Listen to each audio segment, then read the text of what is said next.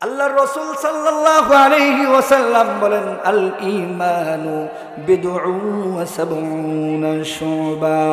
ঈমানের ৭০টারও অধিক শাখা আছে। আল ঈমানু বিদউ ওয়া সাবউনা শুবা। ঈমানের অনেক শাখা আছে, ৭০-এরও অধিক শাখা আছে। এর ভিতরে একটা শাখা হলো যে অন্যায় করবে, অন্যায়কে অন্যায় বলা মিনাল ঈমান। যে ভালো করবে, ভালোকে ভালো বলা, এটা মিনাল ঈমান। জালিমকে জালিম বলা ভাই, জালিমকে জালিম বলা এটা ঈমানের অংশ। ভালোকে ভালো বলা এটা ঈমানের অংশ। যে ভালো কাজ করবে সেই ভালোর খেতাব, ভালোর প্রশংসা করা এটা ঈমানের অংশ। যে সমাজে গুনার কাজ করে, যে অপরাধ করে, এটা তাকে বলা সে গুনার কাজ করছে, সে খারাপ ব্যক্তি, গুনাহগার ব্যক্তি, এটা বলা এটা ঈমানের অংশ। কিন্তু পুরোই বিপরীত। আমাদের দেশে দেখা যায় যখন নির্বাচনের সময় আসে তখন দেখা যায় স্লোগান আসে, অমুক ভাইয়ের চরিত্র ফুলের মতো পবিত্র। নির্বাচনে কিছুদিন আগে আমি এক জায়গায় মাহফিল করতে গিয়েছিলাম, সেখানে স্লোগান দিয়েছে, নির্বাচনে ঝালুবাহি। মানুষে বলে কি হয়েছে, দেখো মাথা আছে পাও নাই। নির্বাচনে ঝালুবাই, মানুষে বলতেছে এটা আবার কোন ধরনের স্লোগান। আর একদল মানুষ বলে, এই বলার কারণ হলো তার মাথা আছে পাও নাই। আর একদল মানুষ পিছন থেকে বলে, জালুবাইয়ের চরিত্র ফুলের মতো পবিত্র। গাঞ্জা টানে ৫ ওয়াক্ত, কত নাই, গাঞ্জা টানে ৫ ওয়াক্ত। জালুবাইয়ের চরিত্র ফুলের মতো পবিত্র, গাঞ্জা টানে ৫ ওয়াক্ত, একবারও তার মিস নাই। এমন স্লোগান দেখবেন সময় আসলে পরে ঘরে ঘরে দ্বারে দ্বারে ২৪ ঘন্টায় দেখবেন স্লোগান দিতেছে। বালোর যত প্রশংসা আছে একটা প্রশংসাও বাদ যায় না। এত প্রশংসার এত গুণ একজন মসজিদের ইমাম সাহেবের ভিতরে পাওয়া যায় না, তার নেতার যত গুণ আছে না নাই? আয় জোরে বলেন ঠিক কিনা? এত প্রশংসার এত গুণ, যেই গুণ একজন বাইতুল মুকাররম মসজিদের, জাতীয় মসজিদের খতিবের এত গুণ নাই। এত সুন্দর গুণওয়ালা স্লোগান দিয়ে ঘুরে। সুতরাং ভাইরা আমার, আপনার নেতা, আজকে আমি কোনো রাজনীতি বিষয়ে আলোচনা করব না, ইমানের কিছু শাখা ধরিয়ে দিব। সুতরাং আপনার নেতা যদি ভালো হয় তাহলে ভালোর প্রশংসা করা এটা আপনার দায়িত্ব, এটা আপনার ইমানি দায়িত্ববোধ। আর যদি বদকার হয়, যদি জালিম হয়, যদি গুনাহগার হয়, তাহলে এটাও মানুষের কাছে প্রচার করা এটা আপনার ইমানি দায়িত্ব। ভাইরা আমার, আল্লাহ রাব্বুল আলামিন বলেন, ও দুনিয়ার মানুষ খুব সাবধান। এই দুনিয়াতে তোমাদেরকে আমি পাঠিয়েছি, তোমাদের একটা দামি সম্পদ দান করেছি, যে সম্পদের নাম হলো ঈমান। এই ঈমান যেন তোমাদের হরণ না হয়, ঈমান যেন তোমরা ঈমান থেকে লাঞ্ছিত না হও। এই জন্য আল্লাহ রাব্বুল আলামিন ঈমানদারদেরকে আল্লাহ রাব্বুল আলামিন সাবধান করেছেন। ইয়া আইয়ুহাল্লাযীনা আমানুত্তাকুল্লাহ। আল্লাহ রাব্বুল আলামিন ঈমানদারদেরকে বলেন, ও দুনিয়ার ঈমানদারেরা, হাক্কা তুকাতিহি, তোমরা আল্লাহ রাব্বুল আলামিনকে পরিপূর্ণভাবে ভয় করো। আল্লাহ রাব্বুল আলামিনের পরিপূর্ণ যেই মুমিনের দিলের ভিতরে থাকবে, আল্লাহ রাব্বুল আলামিন বলেন ঈমানের সর্বোচ্চ সোপানে সে চলে যাবে। জোরে বলেন সুবহানাল্লাহ। যে আল্লাহ রাব্বুল আলামিনকে পরিপূর্ণভাবে ভয় করবি, আল্লাহ রাব্বুল আলামিন বলেন দুনিয়ার মানুষ যারা আমার ভয় তোমার দিলের ভিতরে থাকবে, যারা পরিপূর্ণভাবে আমাকে ভয় করবা, আল্লাহ রাব্বুল আলামিন বলেন তোমার দিলের ভিতরে আমার ভালোবাসা পয়দা হবে, সঞ্চার হবে। এক কথায় পরিপূর্ণ তুমি মুমিনের সার্টিফিকেট আমি আল্লাহ তাআলার পক্ষ থেকে লাভ করো। ভাই বলেন সুবহানাল্লাহ।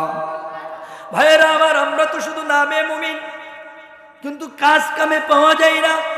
মুমিনের কাজ কাম আমাদের ভিতরে নাই।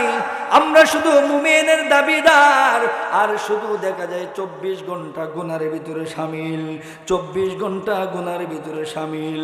কেউ কত রকম কত সাইডে গুনাহ করতেছে, কেউ চোখের গুনাহ করতেছে, কেউ জবান দিয়ে গুনাহ করতেছে, হাতের গুনাহ, চোখের গুনাহ, কানের গুনাহ, তার কদমের গুনাহ, দিলের গুনাহ, কলবের গুনাহ, 24টা ঘন্টায় সে গুনাহ করতেছে।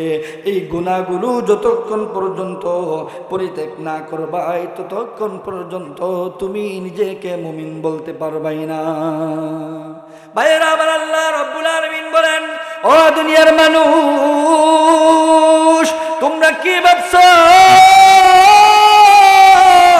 তোমরা ভাবতেছো এই দুনিয়াতে আল্লাহ রাব্বুল আলামিন প্রেরণ করেছেন, খাও দাও ফুর্তি করো, দুনিয়াটা মাস্তা বড়, এরকম ভাবে তুমি দুনিয়াটাকে একটা খেল তামাশার পাত্র বানিয়ে ফেলেছো। না না না, গুড়ি যে আকাশে উড়ে, আমাদের ছোট সন্তানদেরকে যখন আমরা গুড়ি কিনে দিই, আকাশে সেই গুড়িটা উঠতে থাকে, গুড়িটার একটা নাগাম থাকে, একটা সুতা তার গুড়ির লেঞ্জার মাঝে বেঁধে দেওয়া হয়, তার লাগামটা কিন্তু হাতে থাকে। যখন বাতাসের প্রবল বেগে বাতাস আকাশে উড্ডয়ন করতে থাকে, তখন সেই গুড়িকে সুতা দেওয়া হয়, গুড়ি আরো উপরের দিকে উঠে। একটা সময় দেখা যায় গুড়িটা নিচে নামার সিস্টেম হলো দুইটা। আকাশের বাতাস যদি থেমে যায়, অটোমেটিকলি দেখবেন সে গুড়িটা পড়ে গেছে জমিনে, অথবা যদি ইচ্ছা করে যদি নামাইতে যান, তাহলে সেই সুতাগুলো আস্তে আস্তে পেঁচিয়ে নিতে হয়। আল্লাহ রাব্বুল আলামিন বলেন, ও দুনিয়ার মানুষ, আকাশেতে গুড়ি উড়ে, সেখান থেকে তুমি কি ইবরাত হাসিল করতে পারো না? আকাশে যে গুড়ি উঠতেছে, এই গুড়িটা থেকে তোমার সবক নেওয়া দরকার, সেখান থেকে তোমার ইবরাত হাসিল করা দরকার। এই গুড়িটা এক সময় দেখা যায় আকাশে আর থাকে না, সেই গুড়ির মালিকে আস্তে আস্তে টেনে টেনে সে তার কাছে নিয়ে আসে।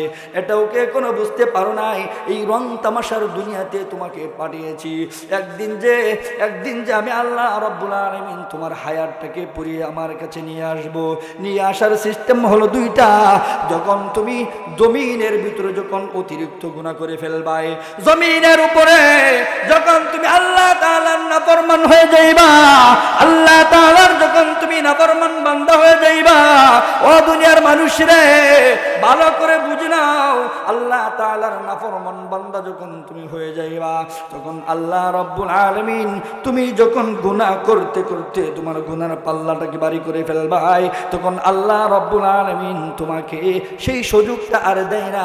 আকাশে যে সার বাতাস যদি বন্ধ হয়ে যায়, গুড়িটা যেরকম ভাবে জমিনে পড়ে যায়, তুমি যখন গুনার পাল্লাটা ভারী হয়ে যাবে, ও দুনিয়ার মানুষ, যখন তুমি অতিরিক্ত গুনাহ করে ফেলবাই, তখন অটোমেটিকলি ভালো শরীরটাকে আল্লাহ রাব্বুল আলামিন নিস্তেজ করে দিবেন।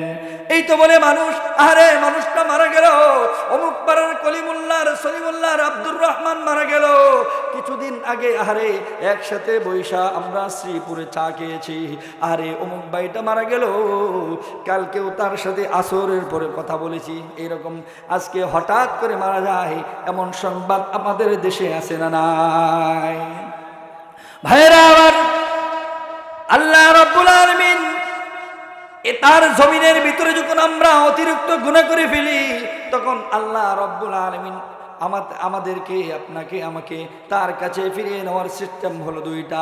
একটা দেখা যায় বড় কোনো রোগ দিয়ে আল্লাহ রাব্বুল আলামিন দ্রুত জমিন থেকে উঠে নেয়, অথবা আল্লাহ তাআলা একটা সময় তাকে গড়ির মতো যে সুতা আছে, সেই সুতা টানিয়া টানিয়া আল্লাহ তাআলার কাছে নিয়ে যায়।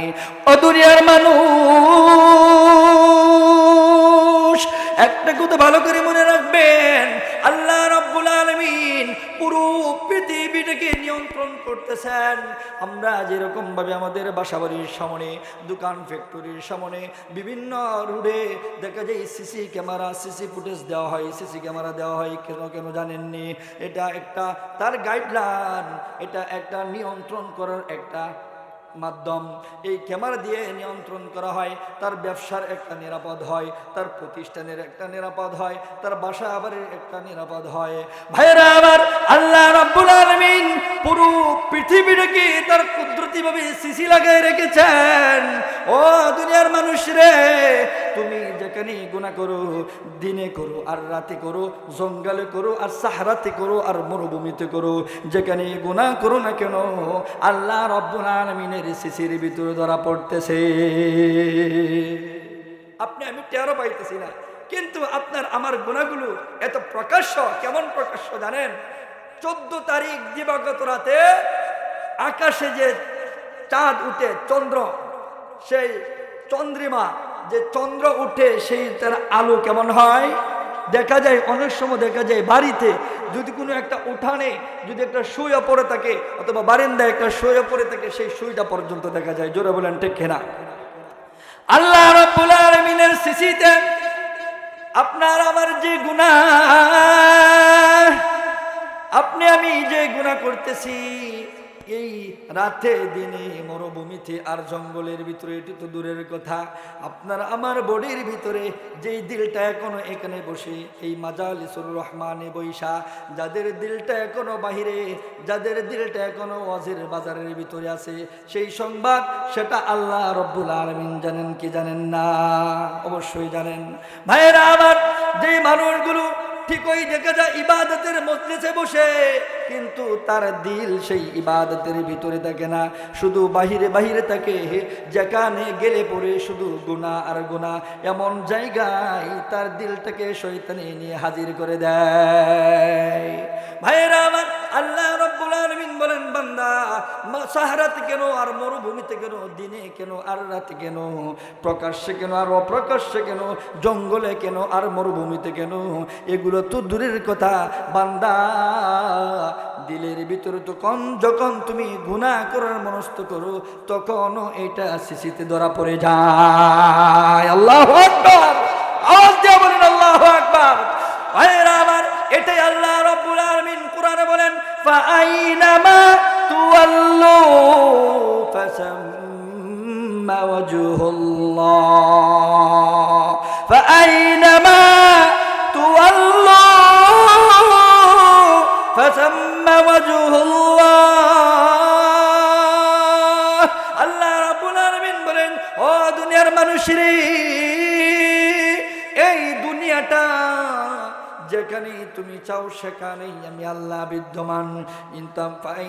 আইনামা তুওয়াল্লু ফাসাম্মা ওয়াজহুল্লাহ, যেখানে তুমি দৃষ্টি দিবা সেখানেই আল্লাহ, যেই দিকে তুমি গান ফেরাইবাই সেই দিকেই আল্লাহ।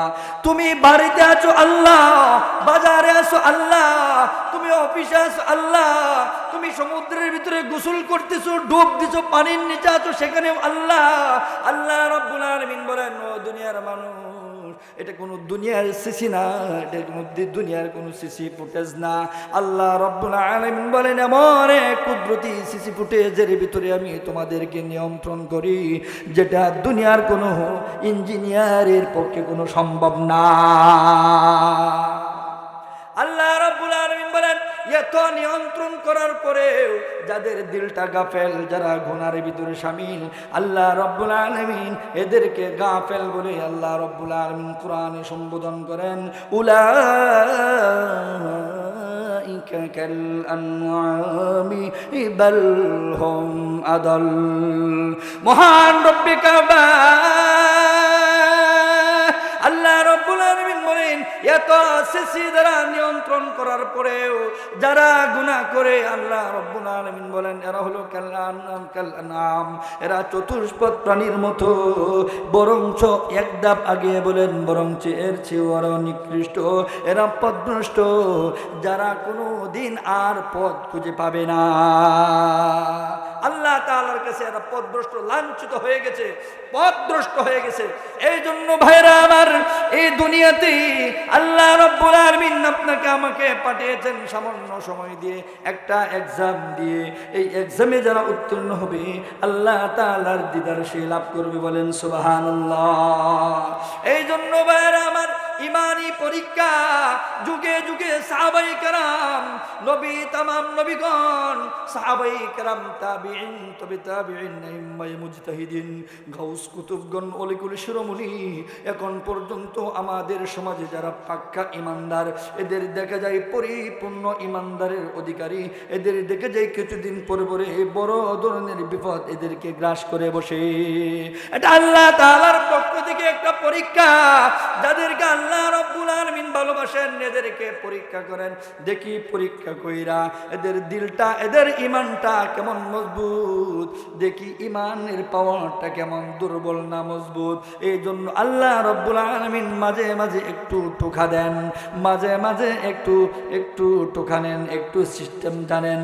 আল্লাহ রাব্বুল আলামিন দেখেন ইমানটা একটু পরীক্ষা করেন। ও ভাইরা আমার, সাহাবায়ে কেরামের ইতিহাস কি পরিমাণ তারা পরীক্ষা দিয়েছেন, ইমানি পরীক্ষা দিয়েছেন। এরপরেও কোনো সাহাবী ইমানি পরীক্ষায় ফেল করে নাই, সকলেই পাস করেছে। আল্লাহর নবীর প্রিয় একজন সাহাবী হযরত আব্দুল্লাহ ইবনে হুযাফা রাদিয়াল্লাহু তাআলা আনহু, নাম কি? আব্দুল্লাহ ইবনে হুযাফা। এই আব্দুল্লাহ ইবনে হুযাফা রাদিয়াল্লাহু তাআলা আনহু সাহাবায়ে কেরামের জামানায় হযরত ওমর ফারুক রাদিয়াল্লাহু তাআলা আনহু এর জামানায় রোম সম্রাটদের সাথে বিশাল একটা যুদ্ধ একটা সৃষ্টি হলো, যুদ্ধ সংগঠিত হলো রোম সম্রাটদের সাথে। ওমর ফারুক রাদিয়াল্লাহু তাআলা আনহু এর জামানায় রোম সম্রাটের এরকম একটা নির্দেশ ছিল, শুনতে পেরেছি মুসলমানদের ইমানি পাওয়ার নাকি অনেক বেশি। যুদ্ধের যে আমির ছিল রোম সম্রাট, যুদ্ধের আমিরকে এই কথা বলে দিয়েছিল, যুদ্ধেই তোমরা বিজয় হও আর পরাজয় পরে হবে মুসলমানদের একটা সংঘকে ধরে, মুসলমানদের একটা দলকে আটক করে রাজদরবারে নিয়ে আসবা। ভাইরা আমার, সাইয়্যিদুনা ওমর ফারুক রাদিয়াল্লাহু তাআলা আনহু এর জামানায় রোম সম্রাটদের সাথে সাহাবায়ে কেরামের একটা যুদ্ধ সংঘটিত হয়ে গেল। দেখা গেল সেই যুদ্ধের ভিতরে রোম সম্রাটদের পক্ষ থেকে যে কাফেলা আসছিল যুদ্ধ করার জন্য, এই যুদ্ধের যে আমির ছিল সেই আমির সাহাবায়ে কেরামের একটা দলকে আটক করে নিয়ে সম্রাটের কাছে পৌঁছে দিল, রোম সম্রাটের কাছে নিয়ে পৌঁছে দিল। রোম সম্রাটের রাজ দরবারে নিয়ে গেল। যুদ্ধের আমির বলতে লাগলো, মহাপনা, ও বাদশা মহাপনা, আপনার অর্ডার পালন করে মুসলমানদের একটা জামাতকে ধরে নিয়ে আসছি, মুসলমানদের একটা জামাতকে ধরে নিয়ে আসছি, আপনি যদি অর্ডার করেন তাহলে আপনার রাজ দরবারে তোলা হবে। পরের দিন সকাল বেলায় রোম সম্রাট নির্দেশ দিল, আদেশ করলো, মুসলমানদের যে সংখ্যাটা যে দলটা আছে ওই দলটাকে নিয়ে তোমরা আমার দরবারে নিয়ে আসো। যাওয়ার পরে দলটাকে নিয়ে যায়, সাহাবায়ে কেরামের এই দলকে নিয়ে যায় রোম সম্রাটের কাছে।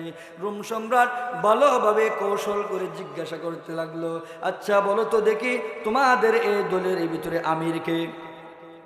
তোমাদের এই দলের ভিতরে আমিরকে? আব্দুল্লাহ ইবনে হুযাফা রাদিয়াল্লাহু তাআলা আনহু তিনি বলতে লাগলেন, আমি হলাম এই দলের আমির। তোমার নাম কি? আমার নাম হলো আব্দুল্লাহ ইবনে হুযাফা। আব্দে কথা বলার পরে বাদশা মহাপনা আব্দুল্লাহ ইবনে হুযাফা রাদিয়াল্লাহু তাআলা আনহুকে ডাক দিয়া বললেন, রে আব্দুল্লাহ ইবনে হুযাফা, আমি যে চেয়ারে বসছি ও আমার পাশে খালি চেয়ারে এসে তুমি আসন গ্রহণ করো। খুব কৌশলে সিস্টেম করতেছে, ইমান থেকে কিবা সরানো যায় দূরে। আব্দুল্লাহ ইবনে হুযাফা রাদিয়াল্লাহু তাআলা আনহুকে এই যে হযরত বসছেন, এই হযরতের পাশে এরকম একটা চেয়ার, এরকম ভাবে বাদশা মহাপনা এখানে বসে সকল মানুষকে নিয়ে বসে আছেন। আব্দুল্লাহ ইবনে হুযাফা রাদিয়াল্লাহু তাআলা আনহুকে এখানে বসাইলেন। বসানোর পরে বলতেছেন, আমি তোমাকে খুব ভালোবাসি, তবে ভালোবাসার বন্ধনটা আরো বেড়ে যাইতো যদি একটা কাজ করতে পারতাই। ভালোবাসার বন্ধনটা আরো বেড়ে যাইতো। আমি তোমাকে অনেক ভালোবাসি, কিন্তু ভালোবাসার পিছনে একটা বাঁধন আছে, সেই বাঁধনটা যদি দূর করা যায় তাহলে তোমাকে আরো বেশি পরিমাণে ভালোবাসবো। সেই বাঁধনটা হলো, আমি হলাম খ্রিস্টান আর তুমি হলে মুসলিম। যদি তুমি আমার খ্রিস্ট ধর্ম গ্রহণ করো, শুধু আমি তোমাকে ভালোবাসবো তা না, আমার একজন সুন্দরী ষোড়শী একজন যুবতী নারী আছে, ওই নারী আমি তোমার কাছে বিয়ে দিব, পুরো রাজত্বের মালিক বানিয়ে দিব। এই দুনিয়াতে তোমার যতদিন বেঁচে থাকবা ততদিন পর্যন্ত তোমার সামনে কেউ আঙ্গুল তোলা দিয়ে কথা বলার সাহস থাকবে না। এই কথা বলার পরে আব্দুল্লাহ ইবনে হুযাফা রাদিয়াল্লাহু তাআলা আনহুর চোখ দুইটা অগ্নিশর্মায় পরিণত হলো, চোখ দুইটা লালিমায় পরিণত হলো, চোখ দুইটা লাল হয়ে গেল। কি ব্যাপার? না না, সঙ্গে সঙ্গে সাথে সাথে জবাব দিয়ে দিলেন, পুরো দুনিয়াটা আপনার মেয়ে কেন, আপনার জমিন কেন, আপনার সম্পদ কেন, পুরো জমিনটা পুরো পৃথিবীর সম্পদ যদি আব্দুল্লাহ কেউ যদি লিখে দেওয়া হয়, এরপরেও আমি আপনার ধর্ম গ্রহণ করতে পারি না। সুবহানাল্লাহ। হায়রা আমার আব্দুল্লাহ ইবনে হুযাফা রাদিয়াল্লাহু তাআলা আনহু, আব্দুল্লাহ ইবনে হুযাফা রাদিয়াল্লাহু তাআলা আনহু যখন বাদশার দরবারে মুখে মুখে যখন জবাব দিয়ে দিল, বাদশা মহাপনা তার রাজদরবার থেকে উঠে গিয়ে কয়েদিখানায় গিয়ে বলতেছে, জল্লাদদেরকে বলতেছে, আব্দুল্লাহ ইবনে হুযাফাকে জেলে বন্দি করো, একে কোনো ধরনের খাবার দিও না, তাকে কোনো ধরনের খাবার দেওয়া যাবে না, পানিও দেওয়া যাবে না। আব্দুল্লাহ ইবনে হুযাফা রাদিয়াল্লাহু তাআলা আনহুকে জেলে বন্দি করে দেওয়া হলো। আব্দুল্লাহ ইবনে হুযাফা রাদিয়াল্লাহু তাআলা আনহু এক সপ্তাহ চলে যায়, কোনো খাবার নাই, পানি নাই, কোনো ধরনের কোনো কিছুই নাই, আত্মা রক্ষা করার মতো কোনো জিনিস নাই। এক সপ্তাহ পরে খবর পাঠানো হলো, এবার তো আল্লাহর নবীর সাহাবী আব্দুল্লাহ ইবনে হুযাফা অনেক অসুস্থ হয়ে গেছে, তাকে তো খাবার দেওয়ার প্রয়োজন। এবার সম্রাট বলে, রোম সম্রাট বলে, এবার তুমি তাকে খাবার দিতে পারো শুকরের মাংস, শুকরের গোশত, আর পানি হিসেবে তাকে দিতে পারো মদ। কারণ খাবার খাইলে, হারাম খাবার খাইলে শরীরে শক্তি আছে ঠিক, কিন্তু একটা জিনিস দুর্বল হয়ে যায়, সেটা কি? ঈমান। হয় আওয়াজ দিয়ে বলেন, সেটা কি? ঈমান। হারাম খাইতে পারবেন, দেখবেন শরীর সুঠাম দেহের অধিকারী হবে, শক্তিশালী হবে ঠিক, কিন্তু আস্তে আস্তে কি হয়ে যাবে? ঈমান দুর্বল হয়ে যাবে। আব্দুল্লাহ ইবনে হুযাফা রাদিয়াল্লাহু তাআলা আনহুকে পুরো দুনিয়ার লোভবান দেখিয়েও, লোভ দেখিয়েও যেহেতু তাকে তার প্রতি আনা যায় নাই, খ্রিস্ট ধর্ম গ্রহণ করানো যায় নাই, এবার সিস্টেম করছে যে যদি শুকরের মাংস খাওয়ানো হয় আর পানি হিসেবে যদি মদ পান করানো হয়, তাহলে অন্তত পক্ষে তার ঈমানটা দুর্বল হয়ে যাবে। এরপরে আরেকটা দাব দিব, দেখব প্রথমে কিন্তু দুনিয়াতে একটা নিজাম আছে, একটা সিস্টেম আছে। প্রথমে মানুষের কাছে কোনো কিছু হাসিল করতে হলে, বাচ্চাগুলো অনেক ডিস্টার্ব করতেছে, হাসিল করতে হলে প্রথমে অধিক পরিমাণ ভালোবাসতে হয়, ভালোবাসা দিয়ে তার কাছে ভিড়তে হয়, এরপরে তার মানজিলে মাকসাদে পৌঁছতে হয়, এক কথায় তার কাছ থেকে তার কাঙ্ক্ষিত জিনিস উদ্ধার করতে হয়। কিন্তু ভালোবাসা দিয়ে যদি না হয়, এরপরে পেশার সৃষ্টি করতে হয়। প্রথমে ভালোবাসা দেখাইছে, হয়েছে না, এবার পেশার সৃষ্টি করছে, এরপরেও প্রেশার, এটা হালকা, প্রেশার হালকা, যে তাকে খাবার দাও, খাবার হিসেবে শুকরের গোশত দাও, পানীয় হিসেবে মদ দাও, তাহলে অন্তত পক্ষে কি কৌশলী বিদুর্মীরা আসলে এদের মাথা খুব কৌশলী হয়, যে এদেরকে হারাম খাবারে অভ্যস্ত করো, তাহলে অন্তত পক্ষে এদের দিল মারা যাবে, ঈমানটা দুর্বল হয়ে যাবে। এরপরে দ্বিতীয়বার আরেকবার পেশার সৃষ্টি করব, তখন হয়তোবা খ্রিস্ট ধর্ম গ্রহণ করতে পারে। কিন্তু এই খাবারগুলো যখন আব্দুল্লাহ ইবনে হুযাফা রাদিয়াল্লাহু তাআলা আনহুর কাছে যখন শুকরের মাংস এবং মদ যখন তুলে ধরা হলো, আব্দুল্লাহ ইবনে হুযাফা আল বিদায়া ওয়ান নিহায়া কিতাব আছে, ওই কিতাবের ঘটনা, কিতাবের ভিতরে সুন্দরভাবে আলোচনা আছে। আব্দুল্লাহ ইবনে হুযাফা রাদিয়াল্লাহু তাআলা আনহু খাবারগুলো ছুঁড়ে মারলেন, লাথি দিয়ে খাবারগুলো ফেলে দিলেন। এই সংবাদ যখন সম্রাটের কাছে যায়, বাদশার কাছে যায়, তখন তার প্রতি আরো ক্ষুব্ধ হলো। এবার সম্রাট আব্দুল্লাহ ইবনে হুযাফা রাদিয়াল্লাহু তাআলা আনহুর কাছে এসে বলে, তখন আব্দুল্লাহ ইবনে হুযাফাকে জেলখানা থেকে বের করে তার উজির নাজির যারা ছিল, বাদশা মহাপানার যারা উজির নাজির ছিল, এদেরকে বলছে একটা গরম তেল তেলটাকে গরম করো, এক কথায় এমনভাবে গরম করো তৈলকে, যেই তৈল গরম করলে পরে এখানে কিছু ছেড়ে দিলে সেটা নিমিষের ভিতরে শেষ হয়ে যাবে, মুহূর্তের ভিতরে শেষ হয়ে যাবে। উজেররা একটা এরকম একটা বড় একটা পাতিলের ভিতরে তেলকে গরম করতে লাগলো। আব্দুল্লাহ ইবনে হুযাফা রাদিয়াল্লাহু তাআলা আনহুকে কাছে এনে ধার করাইলো এবং ওই সম্রাট তার উজিরদেরকে বলল, জেলখানা থেকে একটা আসামিকে, একটা অপরাধীকে ধরে আনো। আনার পরে আব্দুল্লাহ ইবনে হুযাফা রাদিয়াল্লাহু তাআলা আনহুর চোখের সামনে সেই আসামিকে, সেই অপরাধীকে ওই গরম তৈলের ভিতরে ছেড়ে দেওয়া হলো। সঙ্গে সঙ্গে হাড্ডিগুলো আলাদা হয়ে গেল, মাংসগুলো শেষ হয়ে গেছে। এই কথা, এই যে সিস্টেমটা আব্দুল্লাহ ইবনে হুযাফা রাদিয়াল্লাহু তাআলা আনহুর চোখের সামনে তুলে ধরা হয়েছে, যেন ভয় পেয়ে সে যেন খ্রিস্ট ধর্ম গ্রহণ করে ফেলে আর মুসলমানিত্ব ত্যাগ করে। কিন্তু আব্দুল্লাহ ইবনে হুযাফা রাদিয়াল্লাহু তাআলা আনহু বলেন, ও দুনিয়ার মানুষ, সাক্ষী থাকো, সাক্ষী থাকো, সাক্ষী থাকো, গরম তৈল কেন যদি একটা পৃথিবী জুড়েও যদি একটা বড় আগুন লাগিয়ে দেওয়া হয়, আর আমি আব্দুল্লাহ হুযাফাকে যদি বলা হয় ওই আগুনে পুড়ে জ্বলে আগুনে পুড়ে ফেলবে, আগুনের ভিতরে ছেড়ে দিবে, এরপরেও আমি আব্দুল্লাহ ইবনে হুযাফা, যিনি সাহাবী হয়ে রাসূলের হাত ধরে কালিমা পড়ে মুসলমান হয়েছি, এরপরেও আমি আব্দুল্লাহ ইবনে হুযাফা আমি ঈমান থেকে বঞ্চিত হতে পারি না, আমি কখনো খ্রিস্ট ধর্ম গ্রহণ করতে পারি না। বাইরে আমার শেষ করে দিচ্ছি, হুজুর আসছেন, শেষ করে দিলাম। কি পরিমাণ ঈমানি পরীক্ষা ছিল। ও তাহলে মনে হয় আমার আলোচনা আরো চালিয়ে যেতে হবে। আমি তো মনে করছিলাম ভাই মনে আমার পরের আলোচনা চলবে কি চলবে না। তাহলে একটু স্লোগান দেন, লিল্লাহে তাকবীর, নারায়ে তাকবীর। কুরআন হাদিস যেখানে, আলেম উলামা যেখানে,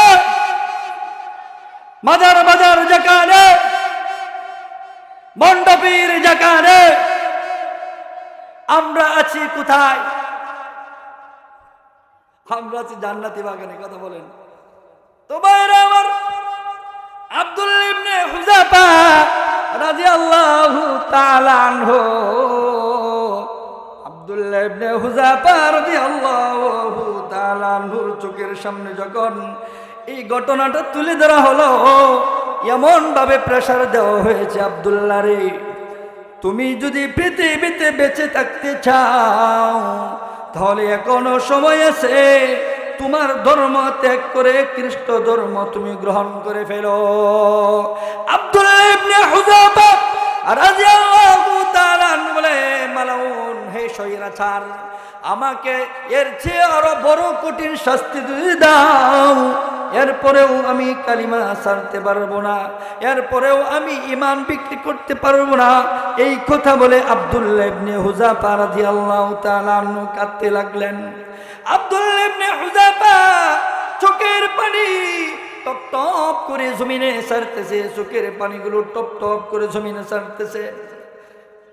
বাদশা মহোদয়ের যত উজির নাজির ছিল সকলে বলতেছে, কি ব্যাপার, আগুনে পড়তেও রাজি না, কালিমা ছাড়তেও রাজি না, তাহলে কান্না করো কেন? আব্দুল্লাহ ইবনে হুযাফা রাদিয়াল্লাহু তাআলা আনহু বলে, ও দুনিয়ার মানুষেরা রে, ঈমানদার কাকে কই সেখান থেকে শিক্ষা নেওয়া দরকার। আব্দুল্লাহ ইবনে হুযাফা রাদিয়াল্লাহু তাআলা আনহু চোখের পানি ছাড়তে জমিনে ছাড়তেছে আর কান্না করতেছে, এই কথা বলতেছে, আমি যে আব্দুল্লাহ ইবনে হুযাফা, আমাকে আল্লাহ রাব্বুল আলামিন একবার দুনিয়াতে সৃষ্টি করেছেন আর দুনিয়াতে পাঠাইবেন না, কিন্তু এমন পরীক্ষার জন্য ও দুনিয়ার মানুষ, ভালো করে সবক নাও, ভালো করে সবক নাও।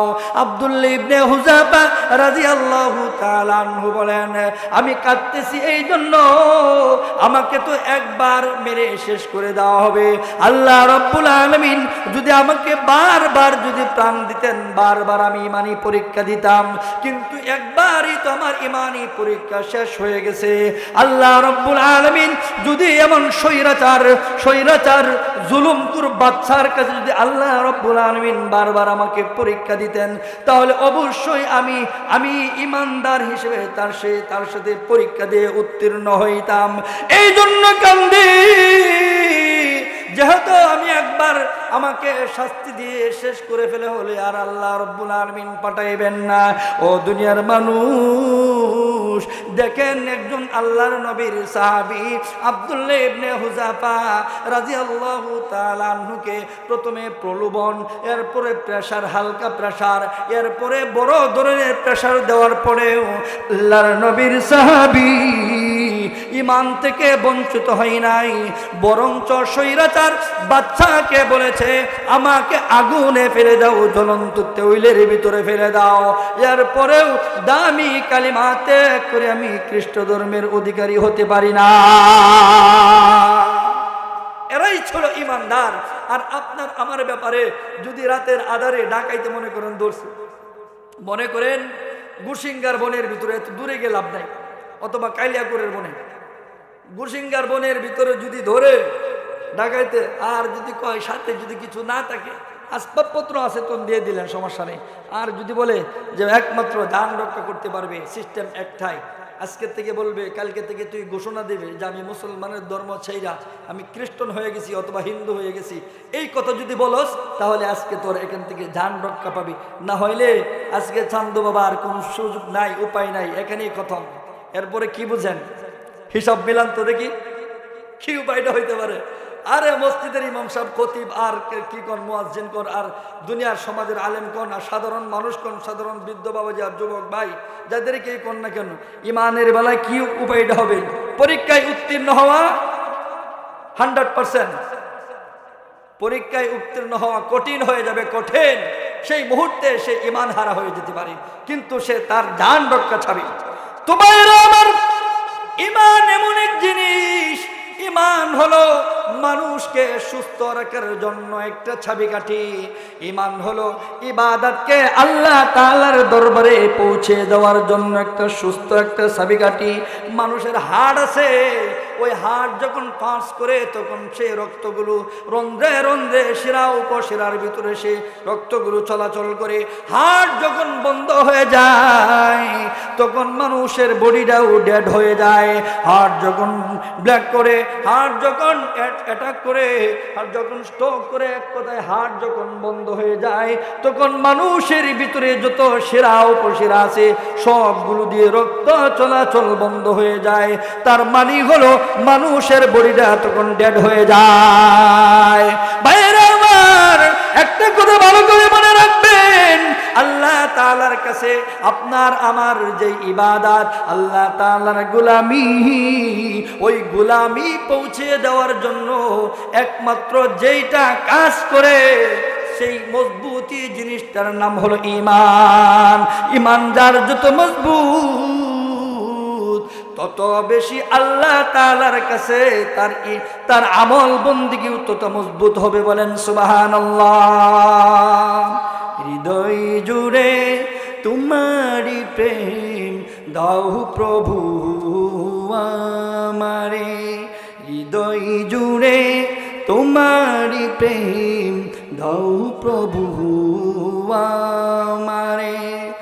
তোমার ভালোবাসা শুধু আমার ভালোবাসা শুধু তোমার সাথেই হয়।